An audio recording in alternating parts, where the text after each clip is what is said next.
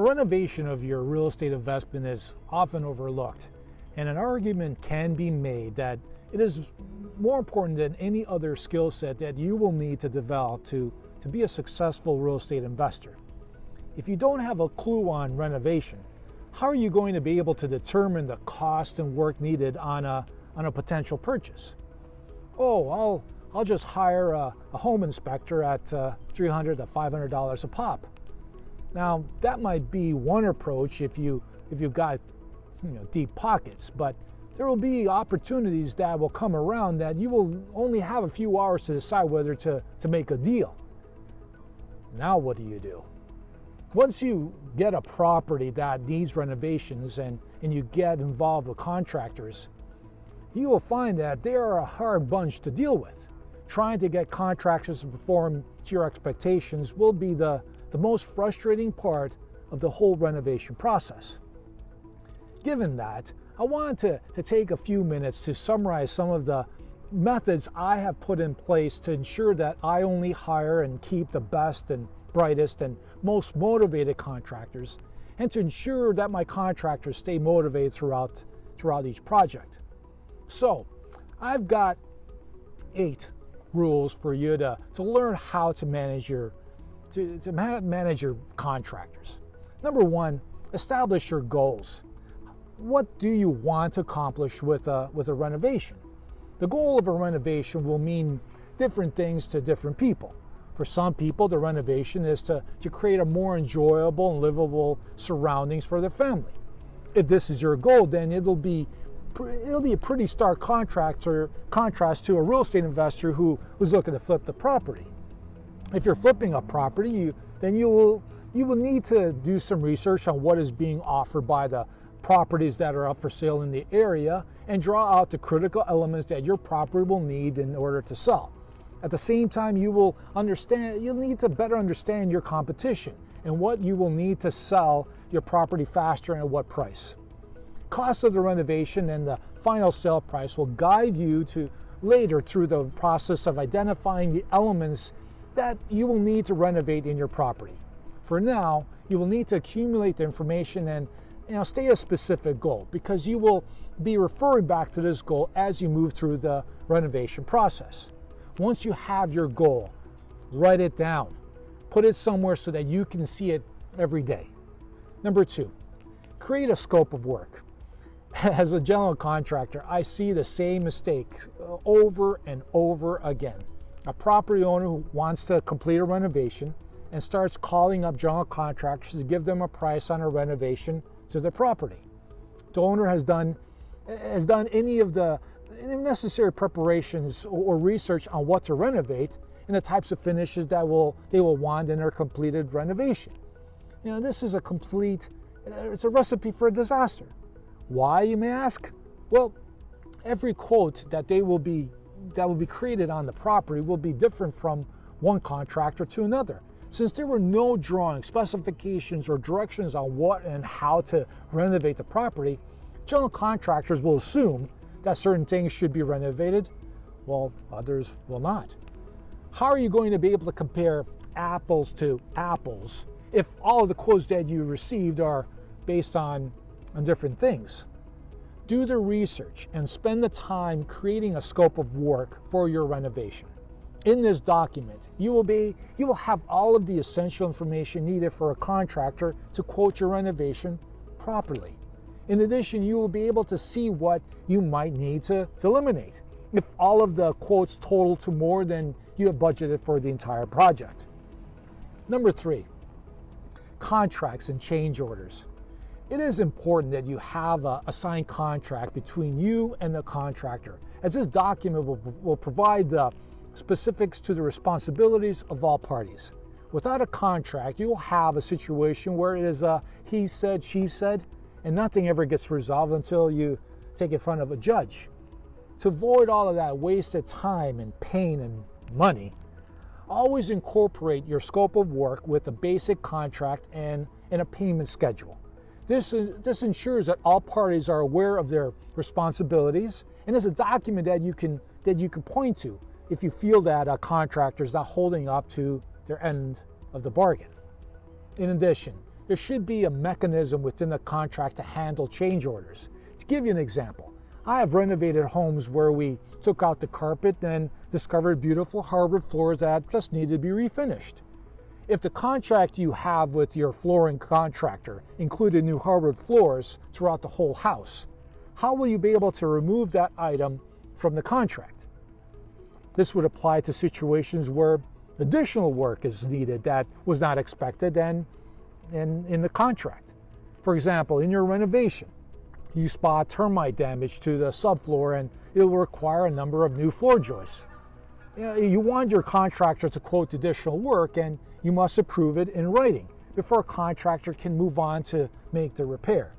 You need to specify the order of steps for a contractor to take when they need a change order, or you will have situations where the contractor will go ahead and complete the additional work and charge you for it without your approval.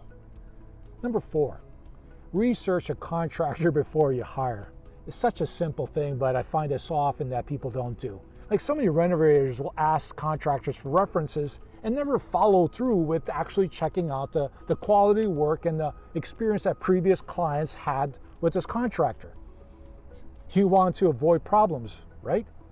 At least you need to take a look at the quality work from a contractor and attempt to talk with their client to verify the work that the contractor claims to have completed and how the whole process, was carried out.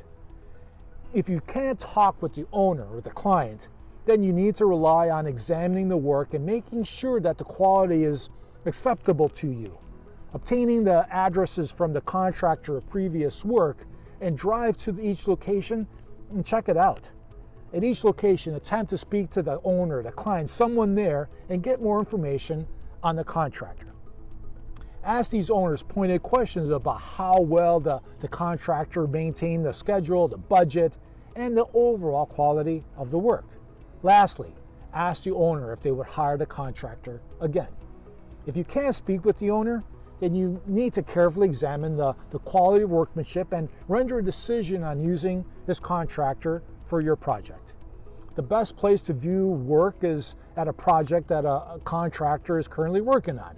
There you'll be able to see how the contractor looks after the project, the project site, inspect the work and see who they have in their crew.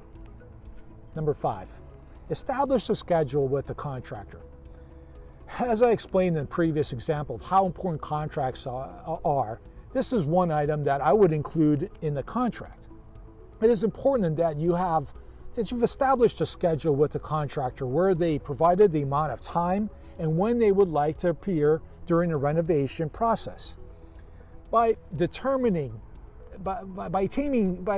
this information, you are in a much better position to plan out the entire renovation schedule because you'll know the length of time a contractor needs and how often and when to show up to the project site. Whether you write the schedule of your contractor or you write the schedule, it's important to ensure that there is an agreed upon schedule for any project, no matter how small the project might be.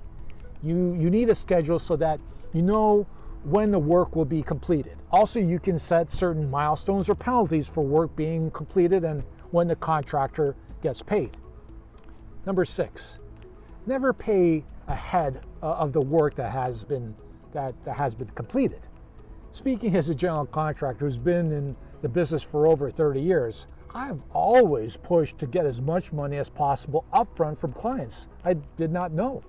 I would ask for money upfront for mobilization and then more for money for material. During the whole renovation process, I would continue to ask for more and more money as the project was being completed. That's the nature of a general contractor. If we don't know who you are as a client, we want to get as much money as possible upfront as quickly as possible as we complete our work. We want this money because we fear that you might not want to pay us, and in the event that things turn bad, we can always walk away from the renovation and have enough money to cover our costs and make a tidy profit. That's the life of a contractor. But that does not mean that you have to agree with their requests. It starts with a clear payment schedule that everyone has agreed upon and sticking to it. Some contractors will ask for a deposit so that they have, you have them reserved for a period of time to complete their work. And that's a fair request. But you should establish a payment schedule that will absorb that upfront deposit into the actual work that has been performed. You need to be in a position where a contractor performs work and then they're paid. If you pay them more than the work performed, you may run into a situation where a contractor will leave your project and never return. How are you going to get your money back? Always create a payment schedule where a contractor is performing work and then is getting paid for it. Don't pay ahead of time. Don't pay ahead of time. If you have it set up this way, then if the contractor doesn't show up for work and they have completed some work, then that work will be for free, and they don't want to lose money. Nobody wants to lose money. So you will see the contractors who will show up on time and do their work because they're owed money. They quickly realize if they leave the renovation, then they will lose money. In certain cases, contractors need more money up front because of material. You have to understand that if they've never worked with you before, they're fearful of you as much as you are fearful of them.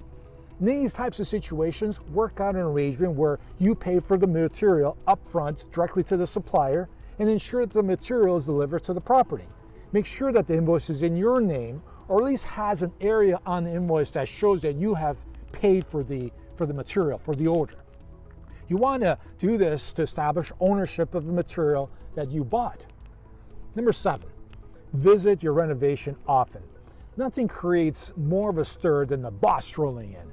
It's important that you visit the renovation on an almost daily basis. Even though you are constantly communicating with your contractors, it is still a good idea to visit the renovation daily. Don't always appear at the same time, nor provide notice to a contractor when you're going to show up. You want your contractors working at a full pace and not waste time. By virtue of them knowing that you can appear through the front door at any time, it will keep many contractors, honest about doing quality work in a timely fashion. One of the reasons that you want to check up on things on a daily basis is that contractors will fudge the information that they give you for their benefit. The life of a contractor is pretty rough. It's feast or famine for business, and if you have a contractor who's juggling a number of projects at the same time, he will take liberties with your renovation than someone else's. By showing up on a daily basis and making those visits random in the day, it forces a contractor to live up to their commitments. Number 8, get rid of problem contractors right away. Nobody wants to get rid of a contractor. It's not easy to find a replacement, as contractors will be weary in doing business with you, and they will be concerned with the work that has been completed already. In a contractor's mind, there will be questions about you as a good payer and whether they will inherit a bunch of problems that the previous contractor has left behind.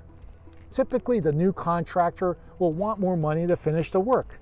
That's due to they've got to clean up whatever was left behind by the previous contractor. Another reason is the warranty that they will have to provide on the work that was already completed by the previous contractor. Finally, this contractor knows that you're in a tough spot, so they'll take advantage of you. That's why it's so important to do your due diligence on any contractor you hire, so that the risk of this happening to you will be greatly minimized. Now, don't let all of this stuff persuade you to keep this loser contractor on your renovation. One of the biggest mistakes that I see rehabbers do is not getting rid of bad contractors. Rehabbers keep thinking that this contractor will get better, and it's just a matter of them finishing up another project and they'll be free to complete yours. It almost never happens. And you just end up getting more frustrated and you end up losing more and more time. You lose time because other contractors are waiting for this particular component of the renovation to be completed by this bozo so that they can finish up and get paid. It's a bad situation for everyone. So you have to be proactive, and you got to cut the cancer out right away. There are plenty of good contractors out there. Go out and find them. For more information on house renovations and real estate investing, visit www.vansturgeon.com to help you in your real estate investment journey.